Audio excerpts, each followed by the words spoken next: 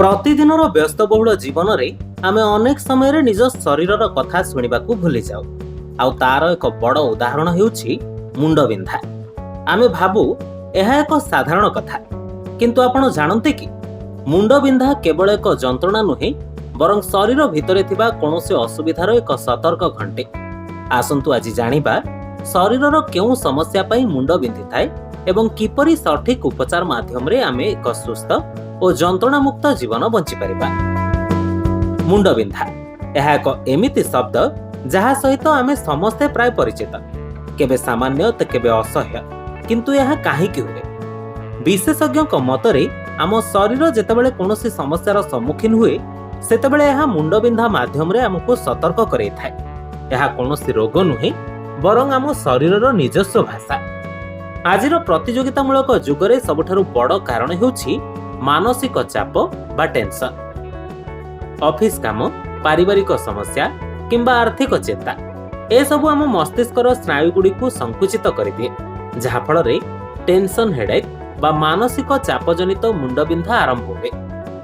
ଏହି ସମୟରେ ବେକ ଏବଂ କାନ୍ଧ ପାଖରେ ଏକ ପ୍ରକାରର ଭାରୀପଣ ଅନୁଭବ ହୁଏ। ଆଉ ଏକ ପ୍ରମୁଖ କାରଣ ହେଉଛି ପାଣିର ଅଭାବ ବା ଡିହାଇଡ୍ରେସନ୍। ଆମ ମସ୍ତିଷ୍କର ପ୍ରାୟ 73 ଭାଗ କେବଳ ଜଳରେ ଗଠିତ। ଯେତେବେଳେ ଆମେ ଦିନ ସାରା ପର୍ଯ୍ୟାପ୍ତ ପାଣି ପିଅନ୍ତି ନାହିଁ, ମସ୍ତିଷ୍କର କୋଷଗୁଡ଼ିକ ସଙ୍କୁଚିତ ହେବାକୁ ଲାଗେ। ଏହା ଛଡ଼ା ଖରାପ ଖାଦ୍ୟପେୟ ଯୋଗୁଁ ପେଟରେ ଗ୍ୟାସ୍ ବା ଅମ୍ଳତା ବଢ଼ିଲେ ମଧ୍ୟ ଏହାର ସିଧାସଳଖ ଏବଂ କଷ୍ଟଦାୟକ ପ୍ରଭାବ ଆମ ମୁଣ୍ଡ ଉପରେ ପଡ଼ିଥାଏ। ଡିଜିଟାଲ ଦୁନିଆରେ ଆଖି ଉପରେ ପଡ଼ୁଥିବା ଚାପ ମଧ୍ୟ ଏକ ବଡ଼ କାରଣ। ଲଗାତାର ମୋବାଇଲ ବା କମ୍ପ୍ୟୁଟର ସ୍କ୍ରିନ୍ ଆଗରେ ଘଣ୍ଟା ଘଣ୍ଟା ବସିବା ଦ୍ୱାରା ଆଖିର ମାଂସପେଶୀ କ୍ଳାନ୍ତ ହୋଇଯାଏ, ଯାହା ଧୀରେ ଧୀରେ ଭୟଙ୍କର ମୁଣ୍ଡବିନ୍ଧାର ରୂପ ନେଇଥାଏ। ଠିକ୍ ସେହିପରି ଅନିଦ୍ରା ବା ରାତିରେ ଠିକ୍ ଭାବରେ ନ ଶୋଇବା ଦ୍ୱାରା ଆମ ମସ୍ତିଷ୍କକୁ ଆବଶ୍ୟକୀୟ ବିଶ୍ରାମ ମିଳିପାରେ ନାହିଁ, ସେଥିପାଇଁ ମୁଣ୍ଡ ବିନ୍ଧେ। ଯଦି ମୁଣ୍ଡର ଗୋଟାଏ ପାର୍ଶ୍ୱରେ ଦୀର୍ଘ ସମୟ ଧରି ଅସହ୍ୟ ଯନ୍ତ୍ରଣା ହେଉଛି ଏବଂ ଆଲୋକ ବା ଶବ୍ଦ ପ୍ରତି ଚିଡ଼ଚିଡ଼ାପଣ ଲାଗୁଛି, ତେବେ ଏହା ମାଇଗ୍ରେନ୍ ହୋଇପାରେ।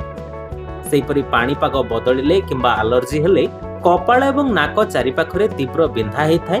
ଏହିସବୁ କାରଣ ଆମକୁ ଭୟଭୀତ କରିବା ପାଇଁ ନୁହେଁ, ବରଂ ନିଜ ଶରୀର ପ୍ରତି ଅଧିକ ସଚେତନ କରିବା ପାଇଁ ଉଦ୍ଦିଷ୍ଟ। ତେବେ ଏହାର ଉପଚାର କ'ଣ? ସମାଧାନର ଚାବିକାଠି ଆମ ନିଜ ହାତରେ ଅଛି। ପ୍ରତିଦିନ ଆବଶ୍ୟକୀୟ ପାଣି ପିଇବା, ସବୁଜ ପନିପରିବା ଖାଇବା ଏବଂ ଅତି କମରେ 7ରୁ 8 ଘଣ୍ଟା ଶୋଇବା ଦ୍ୱାରା ଏହାକୁ ରୋକିହେବ। ଯୋଗ, ପ୍ରାଣାୟାମ ଏବଂ ଧ୍ୟାନ ଆମ ମନକୁ ଶାନ୍ତ ରଖିବାରେ ସାହାଯ୍ୟ କରେ।